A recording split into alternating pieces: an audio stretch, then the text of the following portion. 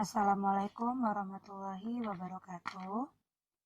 Apa kabarnya kakak SD 6? Semoga sehat selalu dan dalam lindungan Allah Subhanahu wa Ta'ala. Hari ini, pekan kedua, kita akan membahas tentang eksplorasi energi bunyi di rumah.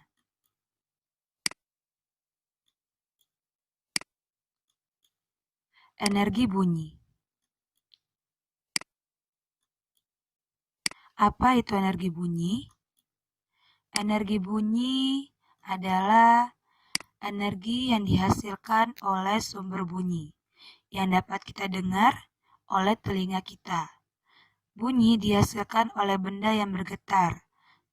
Misalkan saat kita berbicara, kita mengeluarkan bunyi.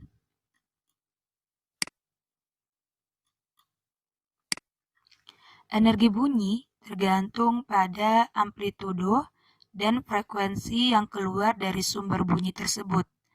Semakin besar frekuensi dan amplitudo getaran dari sumber bunyi, maka energi bunyi yang dihasilkan akan semakin besar pula. Contohnya adalah petir. Suara gemuruhnya menghasilkan amplitudo yang besar, sehingga energi bunyi dari gemuruh juga besar. Frekuensi bunyi dibagi menjadi 3. Yang pertama ada infrasonik, yang kedua audiosonik, dan yang ketiga ultrasonik. Kita akan bahas satu persatu. Yang pertama, infrasonik. Infrasonik adalah bunyi yang memiliki frekuensi di bawah 20 Hz.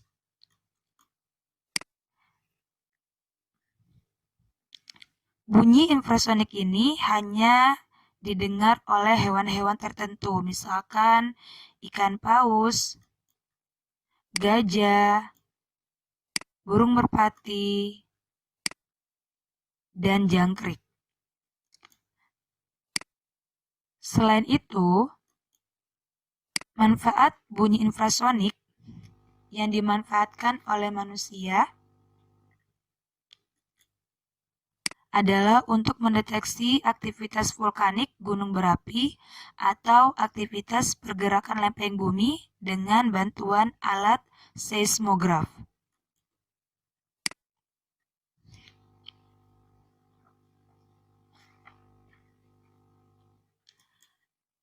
Yang kedua, audiosonik. Audiosonik adalah bunyi yang memiliki frekuensi antara 20 Hz sampai 20.000 Hz. Nah, bunyi audiosonik ini adalah jenis bunyi yang frekuensinya dapat didengar oleh telinga manusia, karena frekuensinya berada dalam batas pendengaran manusia secara normal. Contoh lain adalah suara alunan musik dan suara dari petir.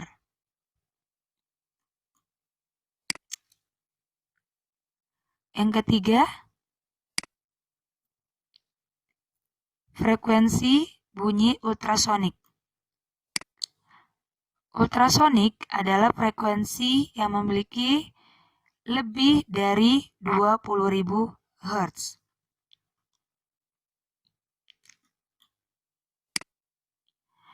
Frekuensi ini terlalu tinggi untuk didengar oleh telinga manusia. Bunyi ultrasonik ini hanya dapat didengar oleh hewan-hewan seperti lumba-lumba yang menggunakan ultrasonik untuk komunikasi, kelelawar menggunakan gelombang ultrasonik untuk navigasi, dan juga burung hantu.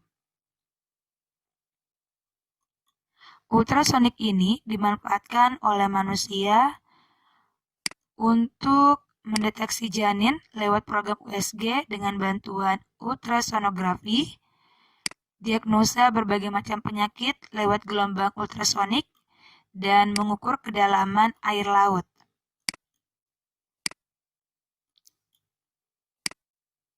Sumber energi bunyi adalah getaran yang merambat.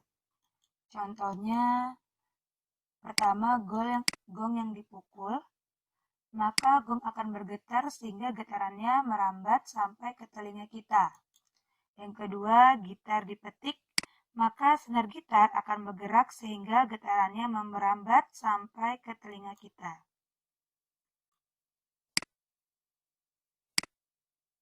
Selanjutnya, bunyi dapat merambat.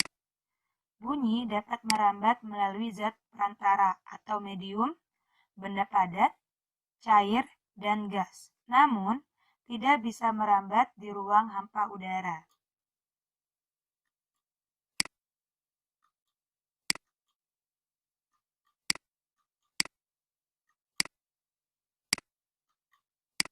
Bunyi merambat melalui benda padat.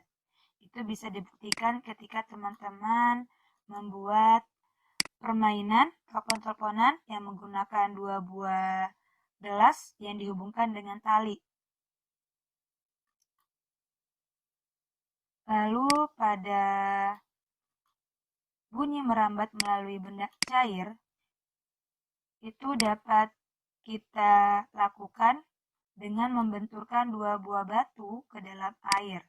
Bunyinya bisa terdengar dari luar. Hal ini menunjukkan bahwa bunyi merambat melalui air.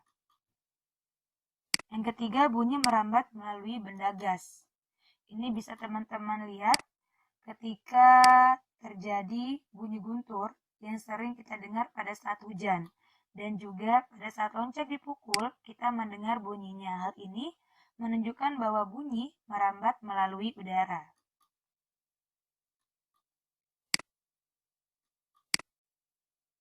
Selanjutnya, bunyi dapat dipantulkan. Bunyi dapat dipantulkan ini dibagi menjadi 2. Yang pertama ada gaung. Gaung ini adalah bunyi pantul yang datang sebelum bunyi asli selesai dikirim. Contohnya ketika kita berteriak di dalam gua. Selanjutnya gemah. Gemah adalah bunyi pantul yang muncul setelah bunyi asli selesai. Contohnya suara pantulan saat berteriak di atas bukit dan suara pantulan saat berteriak di dalam gedung yang kosong. Bedanya antara gaung dan gemah ini adalah kalau gaung, ketika kita berteriak di dalam gua, sebelum kita selesai berteriak, maka suara pantulannya, bunyi pantulannya itu akan datang sebelum suara kita selesai berteriak. Sedangkan gemah, setelah kita berteriak, maka suaranya akan terdengar setelah kita selesai berteriak. Selanjutnya, bunyi dapat diserap. Nah, bunyi dapat diserap dilakukan oleh bahan-bahan tertentu. Penggunaan bahan ini biasanya banyak digunakan di gedung bioskop ataupun studio musik untuk meredam suara dari bunyi. Nah, teman-teman, bahan apa saja sih yang dapat meredam suara atau meredam bunyi?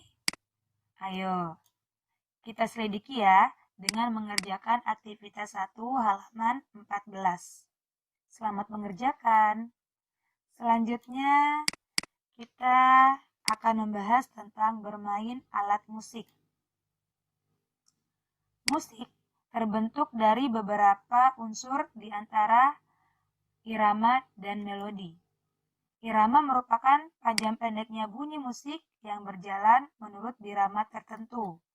Nah, irama terbentuk dari sekelompok bunyi dan diam dengan berbagai macam panjang pendek, membentuk pola irama dan bergerak menurut ketukan pulsa dan birama.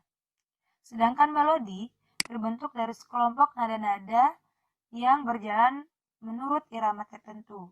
Susunan nada dalam melodi mempunyai pola yang mengacu pada pola birama. Memainkan alat musik. Oke teman-teman, Untuk memainkan alat musik, teman-teman bisa mengerjakan aktivitas 1.